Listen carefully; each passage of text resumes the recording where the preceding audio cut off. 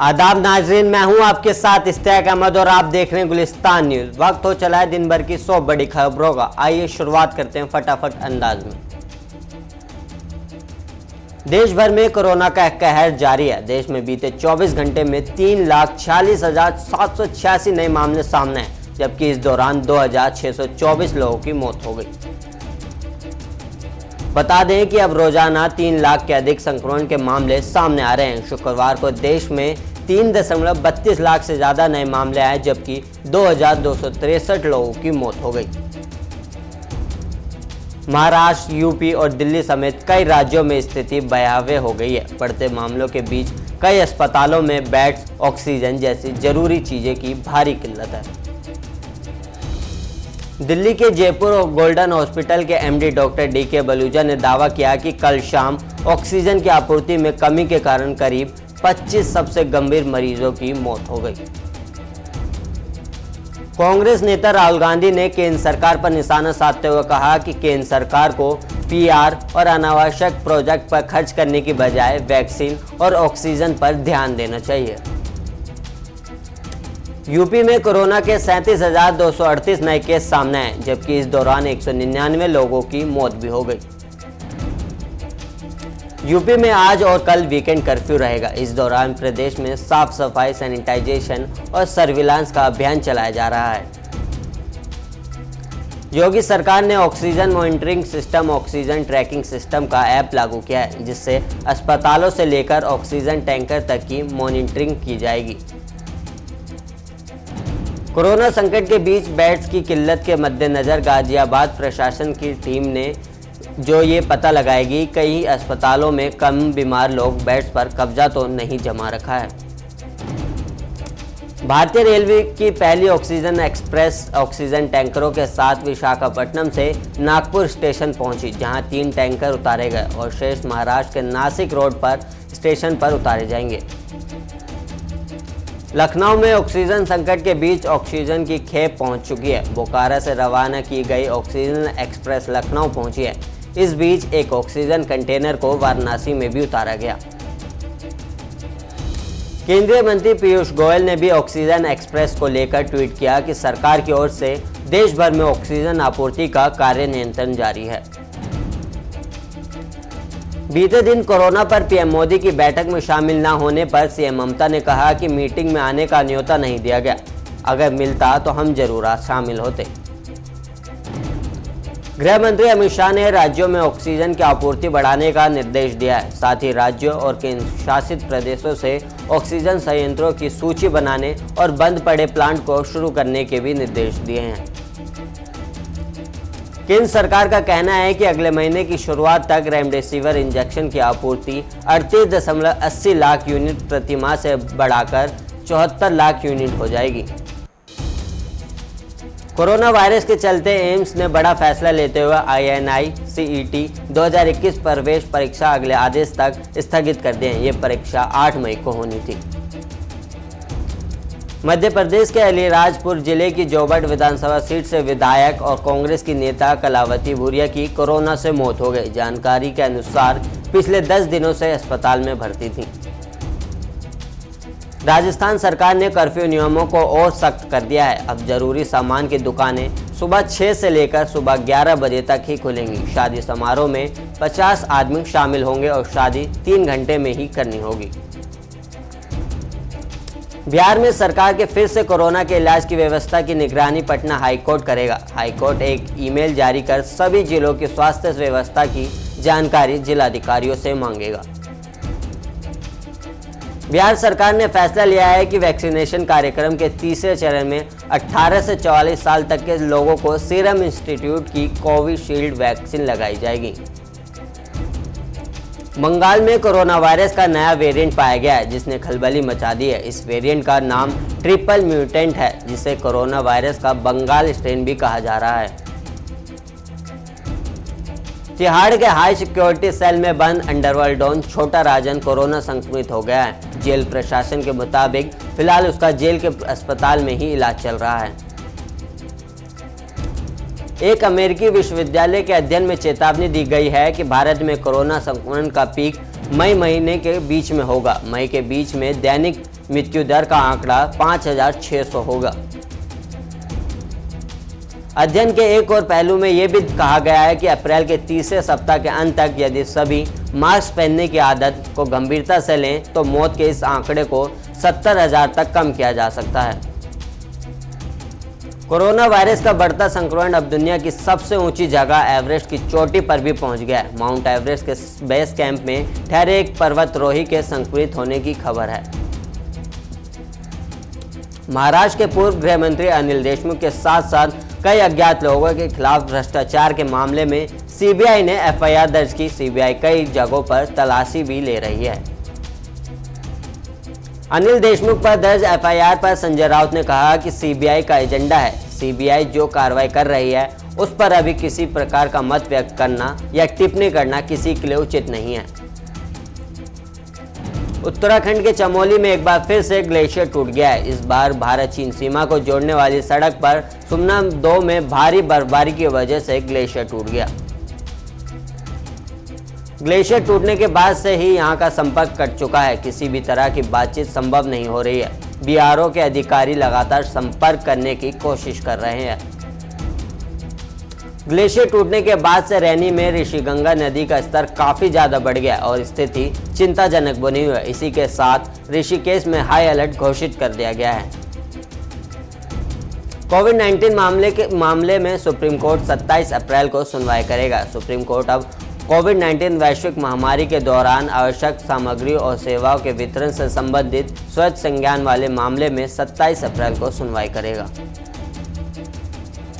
बिहार में corona virus संक्रमण की दूसरी लहर में प्रदेश की राजधानी पटना स्थित एम्स सहित 6 प्रमुख अस्पतालों के 750 से अधिक डॉक्टर और स्वास्थ्य कर्मी संक्रमित हो चुके हैं। दिल्ली हाईकोर्ट और ट्रायल कोर्ट में 15 मई तक केवल अर्जेंट हियरिंग ही होगी। कोरोना के बढ़ते प्रकोप को देखते हुए ये फैसला लिया गया है।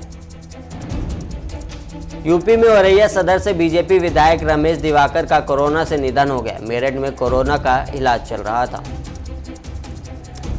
रेमडेसिविर इंजेक्शन की कालाबाजारी को लेकर नीति आयोग के सदस्य वी.के. पॉल ने स्पष्ट चेतावनी दी है कि अगर अस्पतालों ने इसके लिए सुधार नहीं किया तो सख्त कार्रवाई की जा सकती है। आयोग ने कहा कि एक अनुमान के मुताबिक देश में इस समय अस्पतालों में भर्ती मरीजों में से अधिकतम 10% को ही रेमडेसिविर दिया जा सकता है। कोरोना वायरस की बढ़ती समस्या के बीच दिल्ली के एम्स द्वारा नई गाइडलाइन जारी की गई है। एम्स द्वारा इन नए दिशा निर्देशों में हल्के और गंभीर लक्षण होने पर उपायों की जानकारी दी गई है। एम्स की नई गाइडलाइंस में बताया गया है कि अगर किसी व्यक्ति को कोरोना के हल्के लक्षण आते हैं तो उसे घर में ही आइसोलेट होने की कोशिश करनी चाहिए। इस दौरान लोगों से दूरी बनाए रखें, मास्क, सैनिटाइजर और सफाई का ध्यान रखें। अपने डॉक्टर के संपर्क में रहे। अगर सांस लेने में किसी तरह की परेशानी आती है तो तुरंत मदद लें। एम्स ने एक और निर्देश दिया है। एम्स में रिसोर्स की कमी होने के कारण अब सिर्फ उन हेल्थ केयर वर्कर्स का टेस्ट किया जाएगा जिनमें कोरोना के लक्षण हैं। हरियाणा के फरीदाबाद में अस्पतालों में ऑक्सीजन की सप्लाई को लेकर फरीदाबाद पुलिस ने ग्रीन कॉरिडोर बनाया है। पंजाब के संगरूर में बरसात के मौसम में किसानों की फसल सरकार के घटिया प्रबंधों के चलते बर्बाद हो रही है। कर्नाटक के कागवाड़ में कोविड कंट्रोल को लेकर अल्पसंख्यक मंत्री श्रीमती पाटिल ने अधिकारियों से बैठक की। सोशल डिस्टेंसिंग का पालन करने की अपील भी की है। कर्नाटक के गुलबर्गा में रेमडेसिविर इंजेक्शन को गैरकानूनी तरीके से बेचने वाले 3 आरोपियों को गिरफ्तार कर लिया गया है। कर्नाटक के कोलेगाल में शिक्षा मंत्री सुरेश कुमार ने छात्रों ने पढ़ाई सही तरीके से नहीं होने के चलते राज्य में परीक्षाएं चलाने के समय के बदलाव की गुजारिश की है। कर्नाटक के शिडलघट्टा में आंधी तूफान के साथ भारी बारिश के साथ ओलावृष्टि से फसलों के साथ अन्य पाली हाउस भी बर्बाद हो गए हैं। हरियाणा के यमुनानगर में एंटी नारकोटिक सेल की टीम ने नशीला पदार्थ और 10 किलो गांजा पत्ती के साथ एक व्यक्ति को गिरफ्तार किया है। पकड़े गए व्यक्ति से पूछताछ की जा रही है। हरियाणा के भिवानी में प्राइवेट हॉस्पिटल के डॉक्टर धनखेड़ ने कहा कि हमारे अस्पताल में कोविड-19 के चलते ऑक्सीजन की कमी है, प्रशासन इसको जल्द से जल्द पूरा करने की कोशिश करे। हरियाणा के पानीपत में ऑक्सीजन टैंकर को पुलिस की गाड़ी एस्कॉर्ट करके सिरसा लाई, जो जल्द ही सिरसा पहुंच जाएगा।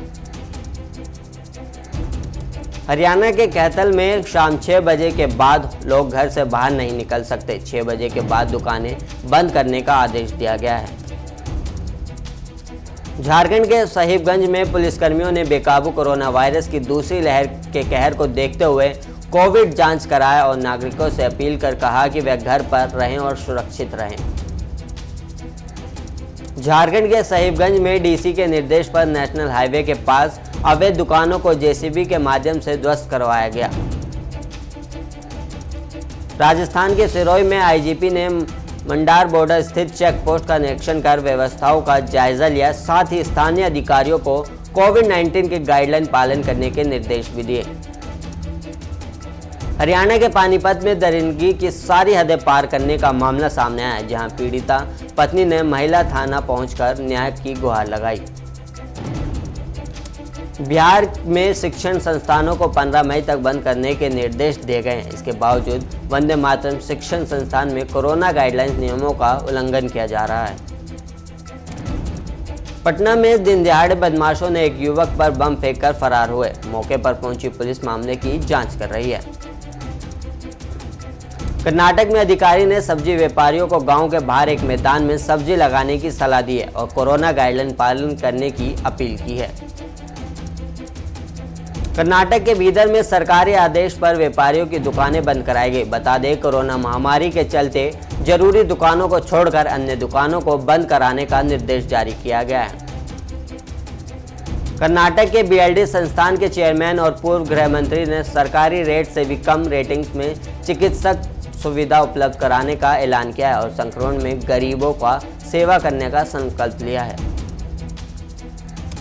राजस्थान के जोधपुर में पुलिस प्रशासन और निगम प्रशासन लगातार आमजन को अवेयर कर रहे हैं, जिससे कि कोरोना के बढ़ते संक्रमण को रोका जा सके। यूपी के बरेली में एपेक्स हॉस्पिटल में मरीज की डेड बॉडी बदलने पर परिजनों ने हॉस्पिटल में जमकर हंगामा किया। मौके पर पहुंची पुलिस मामले की जांच कर रही है। यूपी के अमरोहा में फर्जी वोटिंग को लेकर निर्वाचन आयोग ने लिया फैसला। निर्वाचन आयोग ने कहा कि 29 अप्रैल को फिर से मतदान होगा। झारखंड के साहिबगंज में कोरोना के बढ़ते प्रकोप से पत्रकारों के निधन की खबरें सामने आने लगी है, जिससे पत्रकार जगत शोक में है।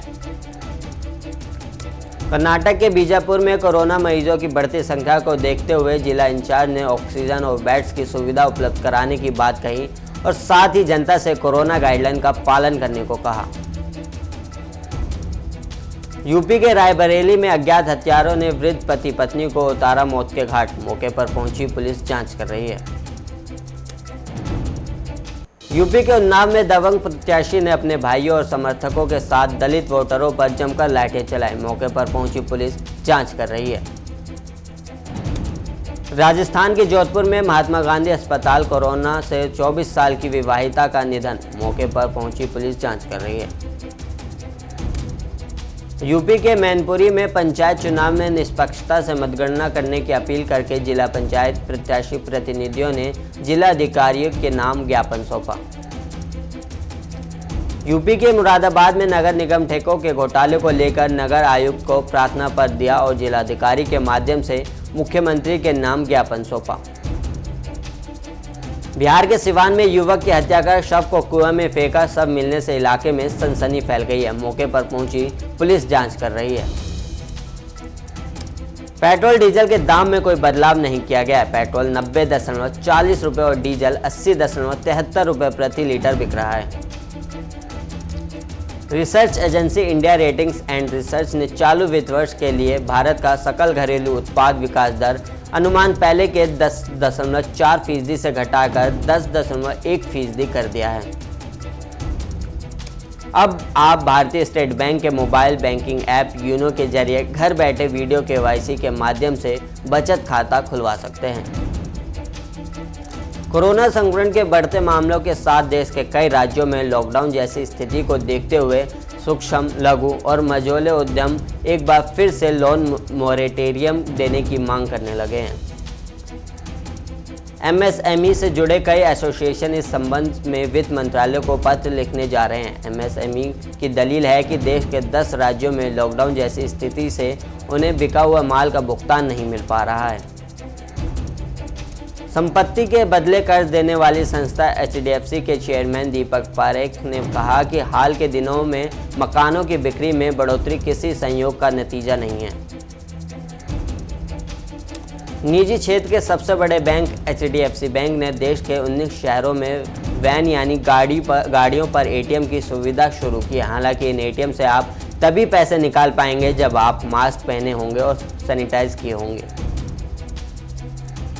बैंक ने इस संबंध में सोशल मीडिया पर एक वीडियो जारी किया। इस वीडियो में इसने एटीएम के लोकेशन का नाम बताया जिन प्रमुख शहरों में एटीएम वाली वैन है। यदि आप एक्सिस बैंक के ग्राहक हैं तो आपके लिए बुरी खबर है। बैंक ने सेविंग बैंक अकाउंट यानी बचत खाते पर कैश विड्रॉल और एसएमएस चार्ज को बढ़ा दिया है। एक्सिस बैंक अपने बचत खाता धारकों को एक महीने में 4 ट्रांजैक्शन या 2 लाख रुपए मुफ्त निकालने की सुविधा देता है। इसके बाद कैश निकालने के पर प्रति 1000 5 रुपये या अधिकतम 150 रुपये वसूलता है। दुनिया में अब तक 14 करोड़ 44 लाख से ज़्यादा लोग कोरोना की चपेट में आ चुके हैं। इनमें 30,71,000 मरीजों की मौत हो चुकी है। फिलहाल 1.87 करोड़ से ज़्यादा लोगों का इलाज चल रहा है। हालत क्रिटिकल है और 101.86 करोड़ लोगों में कोरोना के हल्के लक्षण हैं। कनाडा ने भारत और पाकिस्तान में कोविड-19 के बढ़ते मामलों को देखते हुए कई देशों की यात्री उड़ानों पर 30 दिन के लिए रोक लगा दी है। दूसरी ओर Dubai, Singapore, Australia, New Zealand, Oman, Hong Kong, France ने भी भारत से उड़ानों पर प्रतिबंध लगा दिया है। अमेरिका, इजराइल ने भारत से आने जाने वाले सभी यात्रियों को लेकर एडवाइजरी जारी की है।